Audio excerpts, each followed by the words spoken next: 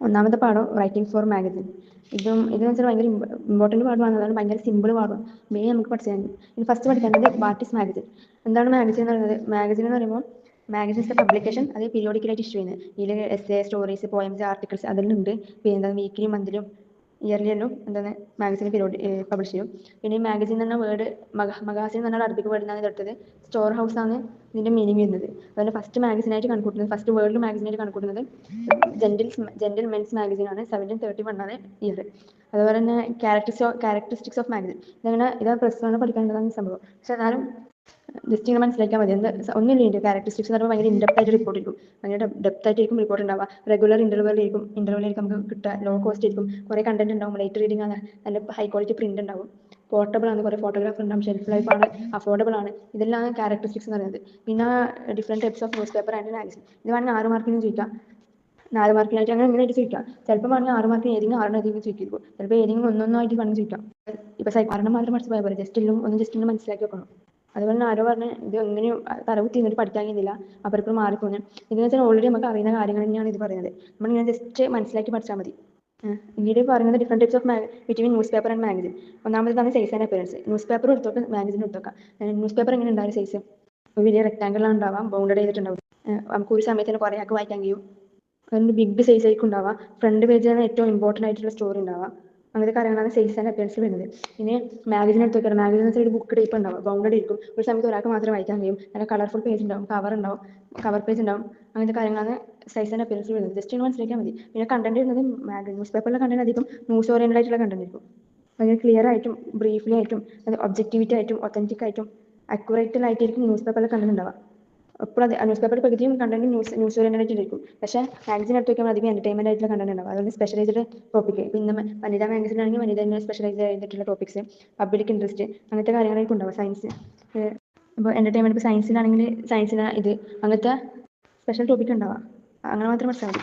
പിന്നെ ഉള്ളത് style. News paper എന്ന് പറയുമ്പോൾ ഒരു ക്യാച്ച് ഹെഡ്ലൈൻ അധികം നോക്കിയാൽ മതി. അധികം ന്യൂസ് പേപ്പർ ഒരു വലിയ പാറ്റേണോടെ ഉണ്ടാവും. ഒരു ക്യാച്ച് ഹെഡ്ലൈൻ ഉണ്ടാവും, സാധാരണ എഴുതിയിട്ടുണ്ടാവും. കാരണം ന്യൂസ് പേപ്പറിന് കുറേ റിപ്പോർട്ടേഴ്സ് ഉണ്ടാവും. നമുക്ക് കുറേ റിപ്പോർട്ടേഴ്സ് കഴിഞ്ഞാലും പഠിച്ചിട്ടില്ല. അതെന്താണ്, ആൾക്കാർക്ക് ന്യൂസ് എത്തിക്കലാണ് ഓരോ മെയിൻ ഇത്. ആൾക്കാരെ ഹെഡിങ്ങിലൂടെയാണ് മെയിനായിട്ട് അട്രാക്ഷൻ ചെയ്തത്. എന്നാലും പിന്നെ പക്ഷേ മാഗസിൻ്റെ സ്റ്റൈൽ നോക്കുമ്പോൾ മാഗസിന് ലെസ്സർ സ്റ്റാഫ് ഉണ്ടാവും. നമുക്ക് എത്രത്തോളം സബ്ജക്ടിവിറ്റിയാണ്. നമ്മളിപ്പോൾ ഇപ്പോൾ ഞാനാണ് മാഗസിൻ വായിച്ചിട്ടുണ്ടെങ്കിൽ എനിക്ക് എൻ്റെ ക്രിയേറ്റിവിറ്റിയിലൂടെ എനിക്ക് അതിലൂടെ എൻ്റെ ഫ്രീഡത്തിൽ എനിക്ക് ഓരോ സ്റ്റൈൽ മാറ്റാം. എന്താണ് എൻ്റെ എക്സ്പ്രഷൻ, എൻ്റെ ക്രിയേറ്റിവിറ്റി അതിൽ എനിക്ക് ചെയ്യാൻ കഴിയും. പക്ഷേ ന്യൂസ് പേപ്പർ ആണെങ്കിലും എത്ര ക്രിയേറ്റിവിറ്റി ഉണ്ടെങ്കിൽ പറഞ്ഞാൽ ഒരു പാറ്റേൺ ഉണ്ട്. എന്നാൽ പഠിച്ച് കളർഫുൾ അല്ലല്ലോ അത്. പിന്നെ ഉള്ളത് design and layout. Design and layout എന്ന് നേരത്തെ പറഞ്ഞ സംഭവം തന്നെ. ന്യൂസ് പേപ്പർ എന്ന് പറയുമ്പോൾ സിമ്പിൾ ലേഔട്ട്. നമ്മൾ ഇങ്ങനെ മോഡുലാർ ലേഔട്ട് തന്നെ പഠിച്ചില്ലേ? സിമ്പിൾ ലേഔട്ട് ആയിരിക്കും. സിമ്പിൾ ബ്ലാക്ക് ആൻഡ് വൈറ്റുള്ള കളർ ആയിരിക്കും ഉണ്ടാവുക. ചെറിയ ഡിസൈൻ ആയിരിക്കും ഉണ്ടാവുക. അങ്ങനത്തെ കാര്യങ്ങൾ. പക്ഷേ ന്യൂസ് പേപ്പർ ഇത് നോക്കുമ്പോൾ മാഗസിൻ നോക്കുമ്പോൾ ഭയങ്കര വിഷ്വലായിട്ടുള്ള കാര്യങ്ങളുണ്ടാവും. കുറേ കുറേ കളേഴ്സും ഫോട്ടോഗ്രാഫീസും ആൾക്കാർക്ക് എത്രത്തോളം വിഷ്വൽ എക്സ്പ്രഷൻ കൊടുക്കാൻ കഴിയുക അത്രത്തോളം മാഗസിന് കൊടുത്തിട്ടുണ്ടാവും. പിന്നെ ടാർഗറ്റ് ഓഡിയൻസ് എന്ന് പറയുമ്പോൾ ടാർഗറ്റ് ഓഡിയൻസ് എന്ന് പറയുമ്പോൾ ന്യൂസ് പേപ്പർ പൊതുവെ ജനറൽ ഓഡിയൻസ് ആണ് ഉണ്ടാവുക. നമുക്ക് ന്യൂസ് പേപ്പർ ആർക്കും വായിക്കാൻ ഇതാക്കാം. പക്ഷേ മാഗസിൻ വെച്ചാൽ സ്പെഷ്യലൈസ്ഡ് ഓഡിയൻസ് ആയിരിക്കും. അപ്പോൾ അവർക്ക് അട്രാക്ട് ചെയ്യുന്ന രീതിയിലായിരിക്കും മാഗസിൻ ക്രിയേറ്റ് ചെയ്തിട്ടുണ്ടാവുക. പിന്നെ ഉള്ളത് റീഡബിലിറ്റി അധികം 2 മാർക്കിനാണ് ചോദിക്കുന്നതാണ്. റീഡബിലിറ്റി വായന ആ സംഭവം തന്നെ. ന്യൂസ് പേപ്പർ എന്തെങ്കിലും ഒരു ഫാക്ട് സ്റ്റൈലാണ് എഴുതിയിട്ടുണ്ടാവുക. ബട്ട് മാഗസിൻ എന്ന് പറയുമ്പോൾ നല്ല കളർഫുൾ ആയിരിക്കും, കണ്ടന്റുകൾ ഭയങ്കര എൻജോയബിൾ ആയിരിക്കും. അങ്ങനെ കാര്യങ്ങൾ. പിന്നെ ഡിസ്പ്ലേ ആഡ്സ്. ന്യൂസ് പേപ്പറിലും മാഗസിൻ രണ്ടിനും ഡിസ്പ്ലേ ആഡ്സ് കൊടുക്കുന്നുണ്ടെങ്കിലും ന്യൂസ് പേപ്പറിൽ അധികം ന്യൂസ് കാര്യങ്ങൾ ഉണ്ടാവും. അതിന് മാഗസിനാകുമ്പോൾ കുറേ ന്യൂസ് പേപ്പറിനേക്കാളും എത്രയോ ഡിസ്പ്ലേ ആഡ്സ് ഉണ്ടാകുന്നത് മാഗസിനാണ്. പിന്നെ ഉള്ളത് വിഷ്വൽ സ്ട്രെങ്ത്. അത് സാധാ നേരത്തെ പറഞ്ഞ തന്നെ ന്യൂസ് പേപ്പറിന് ജസ്റ്റ് ബ്ലാക്ക് ആൻഡ് വൈറ്റ് ഉണ്ടായിക്കൊണ്ട് വിഷ്വൽ സ്ട്രെങ്ത് നമുക്ക് കുറവായിരിക്കും. മാഗസിന് കുറേ കളർഫുള്ളും അങ്ങനത്തെ കാര്യങ്ങൾ ഉണ്ടായിക്കൊണ്ട് ബാക്ക്ഗ്രൗണ്ട് കളറും അതിന് ഉണ്ടായിക്കൊണ്ട് നമുക്ക് ഭയങ്കര അട്രാക്ട് ചെയ്യും. ഷെൽഫ് ലൈഫ് എന്ന് പറയുമ്പോൾ ന്യൂസ് പേപ്പർ വെച്ചാൽ ഇന്ന് ന്യൂസ് പേപ്പർ വായിച്ചിട്ട് നാളെ ആകുമ്പോഴത്തേക്ക് പഴയ പത്രമായി നമുക്കിനി നിരത്തി വെക്കാൻ അതിനെ യൂസ് ചെയ്യാൻ കഴിയും. പക്ഷേ മാഗസിൻ എന്ന് പറയുമ്പോൾ ഒരു ഇന്റർവ്യൂവിന് മറ്റൊരു ഇന്റർവ്യൂ ചെയ്യുന്നതിന് നമുക്കത് വായിക്കാൻ കഴിയും. നമുക്ക് അതിൽ എക്സ്ട്രാ എന്തെങ്കിലും ന്യൂസോ എന്തെങ്കിലും കാര്യങ്ങൾ ഉണ്ടെങ്കിൽ എന്തെങ്കിലും നമുക്ക് വേണ്ട കാര്യങ്ങൾ പഠിക്കാനുണ്ടെങ്കിൽ നമുക്ക് എടുത്തേക്കാൻ കഴിയും. അത് രണ്ടിനും ഷെൽഫ് ലൈഫ് ഉണ്ട്. പക്ഷേ ന്യൂസ് പേപ്പറിനേക്കാളും എത്രയോ ഷെൽഫ് ലൈഫാണ് അതിനുള്ളത്, മാഗസിനുള്ളത്. പിന്നുള്ളത് ബേസിക്സ് ഓഫ് മാഗസിൻ റൈറ്റിംഗ്. ഇതങ്ങനെ വല്ല പഠിക്കാനൊന്നുമില്ല. ഇത് മാഗസിൻ റൈറ്റിംഗ് ചെയ്യുന്ന സമയത്ത് ആൾക്കാർക്ക് അട്രാക്ട് ചെയ്യുന്ന രീതിയിൽ, തിങ്ക് ചെയ്യുന്ന രീതിയിൽ, ഓരോ എഫക്റ്റീവായിട്ട് ഇൻട്രസ്റ്റിംഗ് ആയ രീതിയിൽ, കളർഫുൾ ആയ രീതിയിൽ, വായനക്കാർക്ക് എന്താണ് താല്പര്യം, മോർ ഇൻട്രസ്റ്റ് രീതിയിൽ, അവർക്ക് സാറ്റിസ്ഫൈഡ് ആകുന്ന രീതിയിൽ, അങ്ങനത്തെ അറ്റൻഷൻ കൊടുക്കുന്ന രീതിയിൽ എഴുതണം മാഗസിൻ റൈറ്റിംഗിൽ. അതാണ് എക്സാമിന് ചോദിക്കും ചെയ്യില്ല. ജസ്റ്റ് മനസ്സിലാക്കാൻ മതി. പിന്നെ how to structure magazine article. Heading പഠിക്കണം. How to structure magazine article. 5 കാര്യങ്ങളില്ലേ? Tell a story, the beginning, the middle, the ending, extra credit. Tell story എന്ന് പറയുമ്പോൾ ഒരു ആർട്ടിക്കിൾ എഴുതുമ്പോൾ നമ്മൾ ഒരു കഥ പറയുന്ന പോലെ. അപ്പോൾ അതിന് നമുക്കൊരു എൻഡിങ് ഉണ്ടാവും, ഒരു ബിഗിനിങ് ഉണ്ടാവും, മിഡിൽ ഉണ്ടാവും, എൻഡിങ് ഉണ്ടാവും. ദ ബിഗിനിങ് എന്ന് പറയുമ്പോൾ ഫസ്റ്റ് ഒരാൾ വായിക്കുന്നത് ഇൻട്രൊഡക്ഷൻ പോലെ സംഭവം. അപ്പോൾ ബിഗിനിങ് വായിച്ചിട്ട് അധികം തീരുമാനിക്കുക കഴിഞ്ഞാൽ അടുത്തത് വായിക്കണം. അപ്പോൾ ആൾക്കാർക്ക് ഗ്രാബ് ചെയ്യുന്ന രീതിയിൽ, അത് വേഗം വായിക്കണം തോന്നുന്ന രീതിയിൽ അയാൾ അത് അങ്ങനെ ആയിരിക്കണം ബിഗിനിങ് കൊടുക്കേണ്ടത്. അല്ലെങ്കിൽ ഒരു പേഴ്സണൽ ഒരാളെ കോഴ്സോ അല്ലെങ്കിൽ ഒരാളെ പേഴ്സണൽ ലൈഫോ അങ്ങനത്തെ കാര്യങ്ങൾ ബിഗിനിങ് കൊടുത്താൽ ആൾക്കാർക്ക് അറ്റൻഷൻ കിട്ടും. പിന്നെ അത് മിഡിലും ആൾക്കാർക്ക് അട്രാക്ട് രീതിയിൽ തന്നെ വേണം. അതായത് മനുഷ്യന്മാർക്ക് പീപ്പിൾക്ക് എന്താണ് ബാക്കിയുള്ള ആളെ കഥകൾ കേൾക്കണം, ബാക്കിയുള്ള ആളെ ഇതെല്ലാം അറിയാൻ ഭയങ്കര ഇൻട്രസ്റ്റ് ഹ്യൂമൻ്റെ ക്വാളിറ്റീസിൽ. അതുകൊണ്ട് തന്നെ അധികം മറ്റുള്ളവരെ കുറിച്ചും, അതായത് ഇങ്ങനെ മറ്റുള്ളവർ പറഞ്ഞ കോഴ്സും അങ്ങനത്തെ ആൾക്കാർക്ക് ഇൻട്രസ്റ്റ് എന്ന രീതിയിൽ മിഡിൽ കൊടുക്കാൻ നോക്കാം. എൻ്റെ എന്ന് പറയുമ്പോൾ എൻ്റെ വിത്ത് ബാങ്ക്, എൻ്റെ ഇതും എന്തെങ്കിലും എൻ്റെ സമയത്ത് കോഴ്സോ അങ്ങനത്തെ കാര്യങ്ങൾ എൻ്റെ ചെയ്യുക. മാത്രമല്ല ആൾക്കാർക്ക് സാറ്റിസ്ഫൈഡ് ആകുന്ന രീതിയിൽ എൻ്റെ ചെയ്യുക. അപ്പോൾ നമുക്ക് അടുത്തതും നമുക്ക് വായിക്കാൻ ഇൻട്രസ്റ്റ് ഉണ്ടാവും. Next extra credit. നമ്മൾ ഇപ്പോൾ ഒരു ന്യൂസ് ആർട്ടിക്കിൾ നമ്മൾ ഒരു ടോപ്പിക്കിനെ കുറിച്ചിട്ട് കുറേ ആർട്ടിക്കിൾ എഴുതുന്നുണ്ടെങ്കിൽ നമുക്ക് കുറേ എക്സ്ട്രാ ടോപ്പിക്സ് നമുക്ക് എഴുതാൻ പറ്റാതെ കുറേ എക്സ്ട്രാ കാര്യങ്ങളുണ്ടാവും റിസർച്ച് ചെയ്യുന്ന സമയത്ത് ഉണ്ടാകുന്നത്. ആ ഇൻഫോർമേഷൻ അവിടെ ബാക്കിയിരിക്കും. അപ്പോൾ അതെന്താക്കണം, നെക്സ്റ്റ് ഒരു ആർട്ടിക്കിളായിട്ട് എഴുതാനോ, അതായത് അടുത്ത ആർട്ടിക്കിളിന് സ്റ്റാർട്ടിങ് പോയിന്റ് ആയിട്ട് യൂസ് ചെയ്യുക. അത് ജസ്റ്റ് അങ്ങനെ പറയുന്നത്. പിന്നെ അത് മാഗസിൻ്റെ റൈറ്റിംഗ് സ്റ്റൈൽ. മാഗസിൻ്റെ റൈറ്റിംഗ് സ്റ്റൈൽ എന്താണ് ഭയങ്കര സിമ്പിളാണ്. ജസ്റ്റ് ഇങ്ങനെ മനസ്സിലാക്കി പഠിച്ചാൽ മതി. ഇത് അധികം ഒരു 2 മാർക്കിനോ അല്ലെങ്കിൽ ഒരു മറ്റങ്ങനെ 3 മാർക്കിന് അങ്ങനെയായിട്ട് വരും. നമുക്ക് ജസ്റ്റ് ഒരു 3-4 2-3 പോയിന്റ് മാത്രം പഠിച്ചാൽ മതി. അപ്പോൾ നെറേറ്റീവ് റൈറ്റിംഗ് എന്ന് പറയുമ്പോൾ അത് ആൾക്കാർക്ക് വായിച്ചിങ്ങനെ ആൾക്കാർക്ക് എന്തെങ്കിലും ഗെയിൻ ചെയ്യണമെങ്കിലും എന്തെങ്കിലും ലെസൺ അതിൽ നിന്ന് കിട്ടും. അതുകൊണ്ട് എഴുതുന്ന ആൾ നെറേറ്റീവും അതാണ് ഹിംസെൽഫ് ആസ് എ ക്യാരക്ടർ, അതിലൊരു ക്യാരക്ടർ ആയിരിക്കും. അതുകൊണ്ട് ലോജിക്കൽ ബിഗിനിങ്ങും ഇൻ്റർവെലും അങ്ങനത്തെ ഡയലോഗും കാര്യങ്ങളെല്ലാം ഉണ്ടാവും. പിന്നെ കുറേ പോയിറ്ററി ഡിവൈസ്, അതായത് പേഴ്സണിഫിക്കേഷൻ, സിമിലി അങ്ങനത്തെ കാര്യങ്ങളും നെറേറ്റീവ് റൈറ്റിംഗ് ഉണ്ടാവും. ഫിഗറേറ്റീവ് ലാംഗ്വേജിന് ഭയങ്കര ഇമ്പോർട്ടൻ്റ് ആയ കോമൺ ആയ കാര്യമാണ്. അങ്ങനെ ജസ്റ്റ് 3-4 പോയിന്റ് ആയിട്ട് പഠിച്ചാൽ മതി. പിന്നെ സീരിയലൈസ്ഡ് നെറേറ്റീവ്. സീരിയലൈസ്ഡ് എന്ന് വെച്ചാൽ സീരിയൽ പറഞ്ഞാൽ ഒരാളെ ക്യൂരിയോസിറ്റി അടുപ്പിക്കാൻ പറ്റും. ഓർക്ക് അപ്പുറം വാട്ട് ഗോയിങ് നെക്സ്റ്റ്, ഓർക്ക് അറിയില്ല എന്താണ് നടക്കാൻ പോകുന്നത്, ഓർക്ക് അറിയുന്നുണ്ടാവില്ല. അപ്പോൾ ഇത് ഓരോരോ സീരിയലൈസ്ഡ് എന്ത് ചെയ്യുന്നതും ബാക്കിയുള്ളവർക്ക് ഭയങ്കര ക്യൂരിയോസിറ്റി കൊടുത്തിട്ടും അടുത്തത് എന്താണ് ആ തിങ്ക് വരണം. അങ്ങനെ ഇരിക്കും സീരിയലൈസ്ഡ് എഴുതേണ്ടത്. ഡിസ്ക്രിപ്റ്റീവ് റൈറ്റിംഗ് വെച്ചാൽ ഒരു ഇവന്റിന്റെ കാര്യങ്ങൾ ജസ്റ്റ് ഒരു ഇവന്റ് ഉണ്ടെന്ന് പറഞ്ഞിട്ട് മാത്രമല്ല, അതായത് ഭയങ്കര ഡിസ്ക്രൈബ് ചെയ്തിട്ട് ഒരു കാര്യങ്ങൾ നമുക്ക് ടച്ച് ചെയ്യാൻ കഴിയുന്ന രീതിയിൽ, അതായത് അത്രക്കും ഡെപ്ത് ആയിട്ട് ഡിസ്ക്രൈബ് ചെയ്ത് കൊടുക്കാം. നമ്മുടെ സെൻസറി ഇതില്ലേ, നമുക്കത് വായിക്കുന്ന സമയത്ത് നമുക്കത് കണ്ടെന്ന രീതിയിൽ, കേട്ടെന്ന രീതിയിൽ, തോന്നുന്ന രീതിയിൽ ഡിസ്ക്രൈബ് ചെയ്യാം. അഡ്ജക്റ്റീവും അഡ്വേർബ്സും ഇതെല്ലാം യൂസ് ചെയ്യും. അങ്ങനത്തെ കാര്യങ്ങൾ ജസ്റ്റ് ഇങ്ങനെ പോയിന്റ് മാത്രം പഠിച്ചാൽ മതി. ഞാൻ ഇതൊരു എക്സസൈസ് ആയിട്ട് തന്നെ പെർസ്യൂസ് ചെയ്യുന്ന വേർഡ് ഉണ്ടെന്ന് തന്നെ മനസ്സിലാക്കുക. ഒരാളെ കൺവിൻസ് ചെയ്യുക. അതായത് ഒരാളെ കൺവിൻസ് ചെയ്യുന്ന വെച്ചാൽ ഭയങ്കര ഒരു ഗ്രേറ്റ് സ്കില്ലാണ്. ഒരാളുടെ ഒപ്പീനിയനും ഒരാളുടെ വ്യൂ പോയിന്റും ബാക്കിയുള്ള ആൾക്ക് ഷെയർ ചെയ്തിട്ട് അതിലൂടെ പീപ്പിളിനെ കൺവിൻസ് ചെയ്യുക. ഇങ്ങനെ ഒപ്പീനിയൻ ബേസ്, ആർഗ്യുമെന്റ്, ഇഷ്യൂ അങ്ങനത്തെ കാര്യങ്ങളിലും എന്താണ് പേഴ്സ്യൂസ് ആയിട്ട്, അതായത് ഇപ്പോൾ essay, editorial, letter to editor അതെല്ലാം ഉണ്ടാവില്ലേ, അതെല്ലാം ഒരാളെ കൺവിൻസ് ചെയ്യുന്ന രീതിയിൽ ഇതാണ്. ഈ കൺവിൻസിങ്ങും പേഴ്സ്യൂസിങ്ങും അതെല്ലാം മെയിനായിട്ടും ആ വേർഡ്സിൽ ഇങ്ങനെ വന്നാൽ മതി, എന്നാൽ തന്നെ മാറിയിട്ട് വരും. പിന്നെ ഇമാജിനേറ്റീവ് റൈറ്റിംഗ്. സാധാ നമ്മളെ ഒരു ഇമാജിൻ ചെയ്തിട്ട് എഴുതല്ലോ, ഒരു ആൾക്കാർക്ക് നല്ലോണം വായിക്കാൻ കഴിയുന്ന റീഡബിൾ ആയിട്ടുള്ളത്, ഒരാളുടെ description, character, settings, figurative language, പൈസൻസ് ഇതെല്ലാം ഇമാജിൻ ചെയ്തിട്ട് ഒരു ഫിക്ഷണൽ സ്റ്റൈൽ, ഒരു ഫോം ഓഫ് ഫിക്ഷൻ, ഒരു ഷോർട്ട് സ്റ്റോറി അങ്ങനത്തെ കാര്യങ്ങളും ജസ്റ്റ് ഇങ്ങനെ ഇമാജിൻ ചെയ്തിട്ട് എഴുതാം. ഇത് ഭയങ്കര ലൈറ്റ് ഹാർട്ടഡ് ആയിരിക്കും, നല്ലോണം അങ്ങനെ. പിന്നെ ഉള്ളത് വിഷ്വൽ റൈറ്റിംഗ്. വിഷ്വൽ റൈറ്റിംഗ് എന്ന് പറയുമ്പോൾ ഇതിൽ വിഷ്വൽ റൈറ്റിംഗ് അധികം എഴുതാൻ വേണം നമുക്ക് കൂടുതൽ ലാംഗ്വേജ് വേണം. നമ്മുടെ മൈൻഡ് വിഷ്വലൈസേഷൻ, നമ്മുടെ ഫോക്കസ് ഓൺ മൈൻഡ്, നമ്മുടെ മൈൻഡിൽ ഫോക്കസ് ചെയ്തിട്ടുണ്ടാവുക, നല്ല ഡെപ്ത് വേണം. It's not about adding more words but enriching and always existing that. അതായത് കുറേ വേർഡ്സ് ഇങ്ങനെ കൂട്ടി, എന്തെല്ലോ വേർഡ്സ് ഇങ്ങനെ എഴുതി കൂട്ടിയൊന്നല്ല, അതല്ല വിഷ്വൽ റൈറ്റിംഗ്.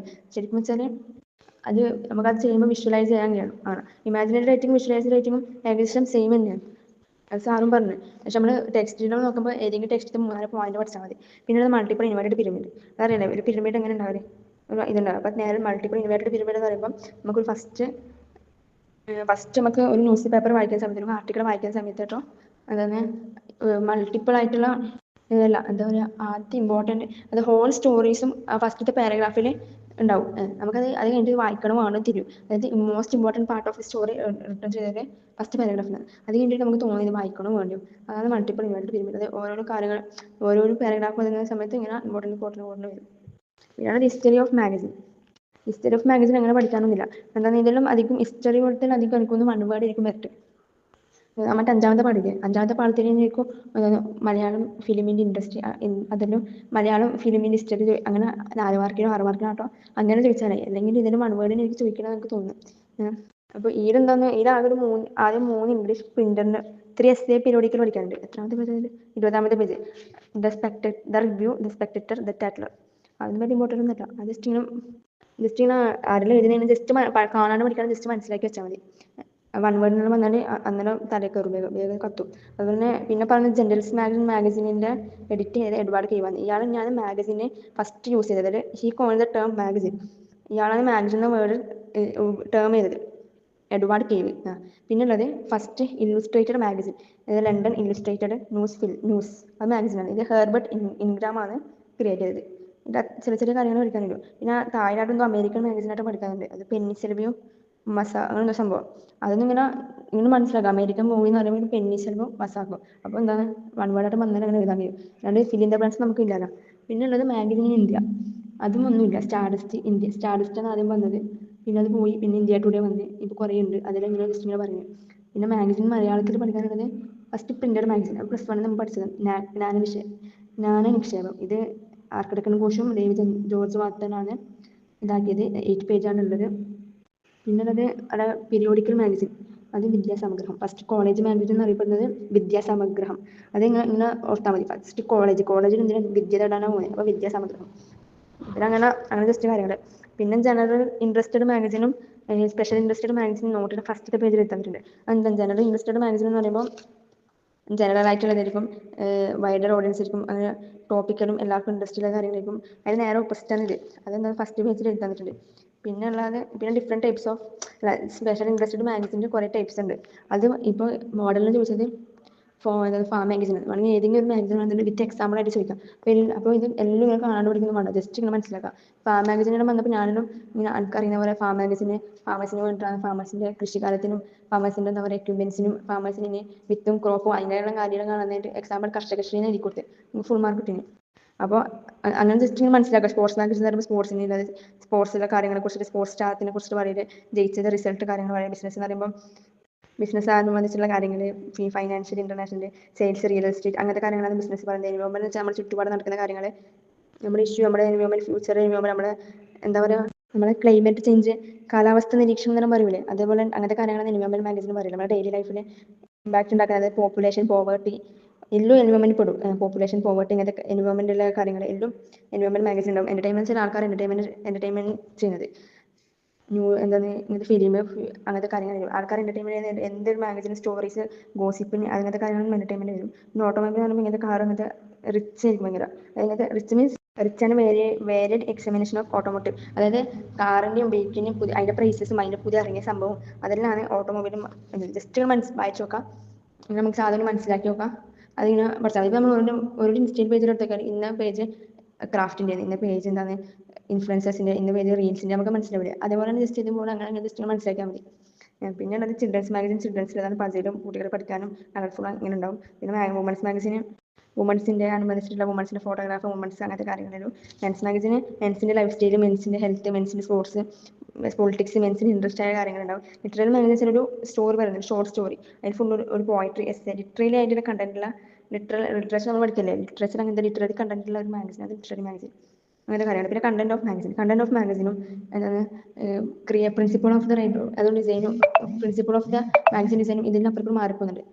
അതിലൊക്കെ മാറിപ്പോൾ കണ്ടന്റ് മാഗസിൻ എന്ന് പറയുമ്പോൾ first cover story, content cover അങ്ങനെ പഠിച്ചാൽ മതി. അപ്പോൾ കവർ സ്റ്റോറി എന്ന് പറയുമ്പോൾ അറിയാലോ, ബീക്കൺ ഓഫ് മാഗസിൻ ആണ്. കവർ സ്റ്റോറി കണ്ടിട്ട് നമ്മൾ അതന്നെ തീരുമാനിക്കുന്ന ബുക്ക് വാങ്ങണം, കാരണം ആൾക്കാർ അട്രാക്ട് ചെയ്യുന്ന കവർ സ്റ്റോറി. പിന്നെ എഡിറ്റോറിയൽ പോളിസിയും കോളമൊന്നും അപ്പുറത്തും മാറിപ്പോയിക്കറ്. ഇത് എന്താണ് എല്ലാം പഠിച്ചതിന് വെറുതെ എക്സ്ട്രാ ലാസ്റ്റ് നോക്കണം. എഡിറ്റോറിയൽ എന്ന് പറയുന്നത് സം ഓഫ് ദ വീക്സ് ഇവൻ റിക്കോർഡ് ദ മോസ്റ്റ് ഇമ്പോർട്ടൻറ്റ്. അതിനാണ് ഞാൻ ബിഹാർട്ട് പഠിക്കുന്നത്. ജസ്റ്റ് നിങ്ങൾ ബിഹാർട്ടായിട്ട് പഠിക്കാം. അതായത് ഒരാൾ ഒപ്പീനിയനും കാര്യങ്ങളും സോഷ്യലും പൊളിറ്റിക്സ് എക്കണോമിക്കിലെ കാര്യങ്ങളും ഒരാളുടെ ഒപ്പീനിയനും അതിലിങ്ങനെ കൊടുക്കുന്നത്. ആർട്ടിക്കിൾ എന്ന് പറയുമ്പോൾ ഒരു kind of non fiction writing ആണ്, ഒരു സ്പെഷ്യൽ ഇൻട്രസ്റ്റഡ് ഗ്രൂപ്പിന്. അത് ഫസ്റ്റ് പാരഗ്രാഫ് ഇത് ക്രിയേറ്റീവ് ബിഗിനിങ് ആൾക്കാർക്ക് ഇൻട്രസ്റ്റ് ചെയ്യുന്ന രീതിയിൽ ഇതെല്ലാം ഒരേപോലെയാണ്. അതായത് ഫസ്റ്റ് ഇൻട്രൊഡക്ഷൻ, ബോഡി, കൺക്ലൂഷൻ. സെക്കൻഡിനും അത് മിഡിൽ ഓഫ് മെയിൻ പോയിന്റ് എഴുതണം അതിനെക്കുറിച്ച്. തേർഡിലെന്ന് വെച്ചാൽ എൻഡിങ് വിത്ത് സാറ്റിസ്ഫിക്കേഷൻ ഓഫ് ഇത് ഈ പറഞ്ഞ റീഡേഴ്സിന് സാറ്റിസ്ഫിക്കേഷൻ എഴുതുക. ഫ്യൂച്ചർ എന്ന് പറയുമ്പോൾ ഹ്യൂമൻ ഇൻട്രസ്റ്റും ഫോക്കസും പാർട്ടിക്കുലർ ഒരു പ്ലേസോ ഇവന്റോ കാര്യങ്ങളോ ഒരു സമൂഹത്തിനെ കുറിച്ച് ഫ്യൂച്ചേഴ്സ് ആണ് പറയാം. ഫ്യൂച്ചർ ഏതാണ് ഫ്യൂച്ചേഴ്സ്. ഇതിൻ്റെ സ്ട്രക്ചർ എന്ന് പറയുമ്പോൾ ടൈറ്റിൽ എഴുതണം, ഇൻട്രൊഡക്ഷൻ എഴുതണം, ബോഡി ഉണ്ടാവും, കൺക്ലൂഷൻ ഉണ്ടാവും. അത് സാധാരണ നമ്മൾ നേരത്തെ പറഞ്ഞ പോലെ അട്രാക്ട് ചെയ്യുന്ന രീതിയിൽ, കൺക്ലൂഷൻ സാറ്റിസ്ഫൈ ചെയ്ത രീതിയിൽ അങ്ങനത്തെ കാര്യങ്ങളുണ്ട്. ഡിഫറെൻറ്റ് ടൈപ്സ് ഓഫ് ഇതുണ്ട്. ഇത് വേണമെങ്കിൽ ചെയ്യുക. പേഴ്സണൽ പ്രൊഫൈൽ പിക്ചർ എന്ന് പറയുമ്പോൾ എന്താണ് പേഴ്സൺസിനെ കുറിച്ച് ഹിസ്റ്റോറിക്കൽ ചരിത്രപരമായിട്ടുള്ള കാര്യങ്ങൾ, ഇമ്പോർട്ടൻറ്റ് ഡേറ്റ്സും സോഷ്യൽ പൊളിറ്റിക്സ് അങ്ങനത്തെ കൾച്ചർ ലൈഫിലെ കാര്യങ്ങൾ. പിന്നെ ന്യൂസ് പിക്ചർ എന്ന് പറയുമ്പോൾ ന്യൂസ് ഓറിയൻറ്റഡ് ആയിട്ടുള്ള കാര്യം, ന്യൂസ് കണ്ടന്റ്, വാർത്തയുടെ വിശദീകരണം. അത് ഹ്യൂമൻ ഇൻട്രസ്റ്റ് എന്ന് പറയുമ്പോൾ ഹ്യൂമൻ ഇൻട്രസ്റ്റഡ് ആയ കാര്യങ്ങൾ. അങ്ങനത്തെ സംഭവം. അതായത് ഹ്യൂമൻ ഇമോഷൻസും അങ്ങനത്തെ അച്ചീവ്മെന്റ്സും, അതായത് കോളംസും ഇത് മാറിപ്പോയിട്ടല്ലേ. കോളംസ് എന്ന് പറയുമ്പോൾ opinion base of representing strong ഒരു ആർഗ്യുമെന്റോ ഒരു ഒപ്പീനിയനോ അങ്ങനത്തെ എന്തെങ്കിലും പറയാം. റിവ്യൂ, ക്രിട്ടിക്കൽ അസസ്മെന്റ്, അതെല്ലാം ജസ്റ്റ് ഒന്ന് മനസ്സിലാക്കി വെച്ചാൽ മതി, വേറെ ഒന്നുമില്ല. അപ്പോൾ അത്രയേ ഉള്ളൂ.